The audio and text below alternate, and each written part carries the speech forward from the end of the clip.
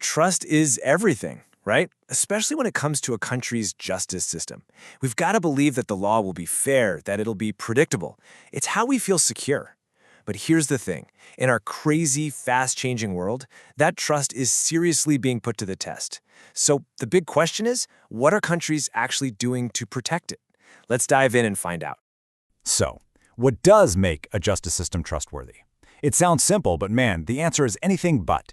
Is it just about being fast, or is it all about fairness? Or maybe it's just being predictable. Well, today, we're going to look at how different places are wrestling with this exact problem, trying to build legal systems that can actually keep up with the 21st century. All right, here's how we're going to break it down. First, we'll talk about this idea of judicial security. Then, we'll jump into the wild world of justice in the digital age. After that, we'll look at the human factor, the people making it all happen. And finally, we'll connect it all back to why this is so much bigger than just courtrooms, why it's a pillar for a whole country's development. Okay, let's start with part one, the quest for judicial security. This is really the bedrock of society. And to understand it, we're going to look at Morocco, where this one core idea is at the heart of pretty much their entire approach to reforming the justice system. And that concept is called al-Qadai, which translates to judicial security. Now, when you hear that, don't think about, guards and metal detectors at the courthouse. That's not it at all. It's about a feeling, a sense of reassurance. It's the fundamental promise that the rules of the game aren't going to change on you, and that the law will be applied predictably and, most importantly, fairly to absolutely everyone. And look, this isn't just some fancy legal theory. It's a full-on national priority. You can see it right here in this quote from King Mohammed VI. He's saying the whole goal is to build up that trust, and the way to do it is through the competence, the integrity, and the honesty of the judiciary itself. It's coming from the very top. So for Morocco, this idea of judicial security isn't just a goal. It's literally woven into the fabric of the state. It's a constitutional principle. Think of it as the bedrock for protecting citizens' rights and guaranteeing a stable, predictable legal world for everybody. Okay, so you got this goal of a stable, predictable system. But what happens when the digital revolution comes along and just rocks the boat? That brings us to our second section, justice in the digital age. It's like a digital tightrope walk for these legal systems. I mean, just think about how much things have changed. With traditional crime, you usually had a physical trail, right? Footprints, fingerprints, some kind of evidence, a clear location where it happened. But cybercrime, whoa, that's a whole different beast. It's borderless. The evidence can literally disappear with a single click. And trying to track down who did it, it's incredibly difficult. This completely changes the game for law enforcement. So, faced with that, how do you even begin to respond? Well, Morocco's approach is really smart and systematic. First, they did a full audit to find all the cracks in the system. Step 2, they fortified their digital walls. New hardware, anti-spam, you name it. Step 3, and this is so important, they trained the people. Because the best tech in the world doesn't matter if people don't know how to use it safely. And finally, they built a playbook for what to do when an attack happens, not if. It's a really solid, multi-layered defense. But there's this hidden problem, and it's something no amount of fancy tech can fix on its own. A top judge from Morocco's Court of Cassation brought this up.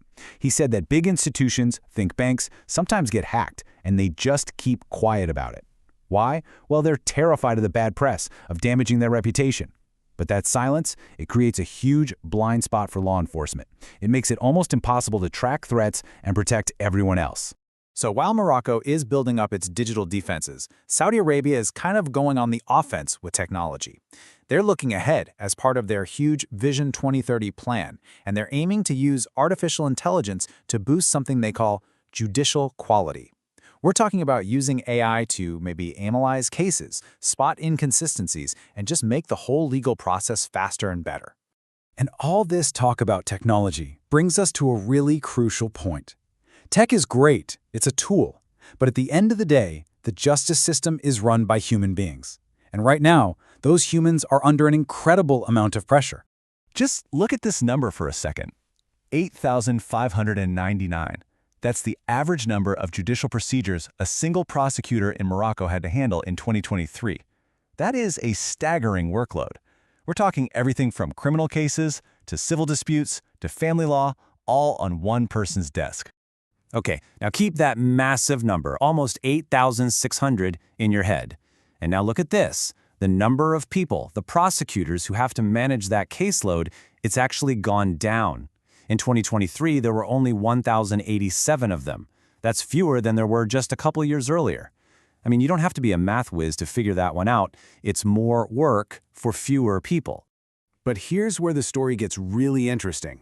You'd think with that kind of pressure, things would just grind to a halt, right? Well, despite all that, the 2023 report shows they actually made incredible progress. They managed to successfully clear out a big chunk of the backlog of old, unresolved cases.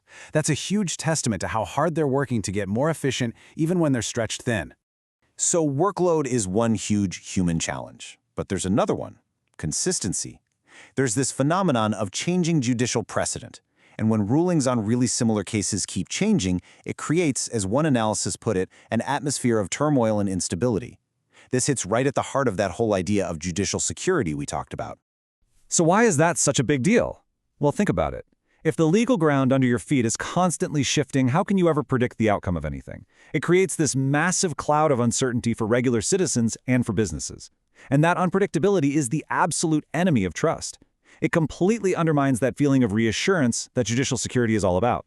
Okay, so let's recap. We've talked about this core quest for security, the crazy challenges of technology, and the intense pressures on the people in the system. For our final section, we're going to tie all these threads together and see why getting this right is so much bigger than just winning or losing a court case. Here's the bottom line. A country's justice system isn't just a place to settle arguments. Not anymore. Today, it is viewed as a powerful engine for economic growth. Having a good one is a massive competitive advantage when you're competing on the global stage. Just look back at Saudi Arabia's Vision 2030. They've got 45 different reforms planned just for improving judicial quality. And their main goal? It's not a secret. It's to attract foreign investment. A justice system that's reliable, predictable, and high quality is like a giant flashing sign to international investors that says, hey, this is a safe, stable place to do business. And it's the exact same logic in Morocco. You can literally draw a straight line from a specific legal reform to a real-world development impact. You set up specialized commercial courts, boom, you attract foreign investment. You ensure stable labor rulings, you get social stability. Fair family law, that strengthens the whole social fabric. It's all connected. So really, it all boils down to this one crucial point. A nation's legal system isn't just about the law. It's a critical engine for growth and for stability. When people trust it, when it's predictable and efficient, it becomes the fuel for investment, for stability, and for real national progress. And that leaves us with one last, really big question to think about. Look, the push to make justice more digital and more efficient is happening. There's no stopping it. But as we build these faster, smarter, more technologically advanced systems, how do we make sure that they also become more human, more fair, and, at the end of the day, more trusted? That right there, that's the central challenge of our time.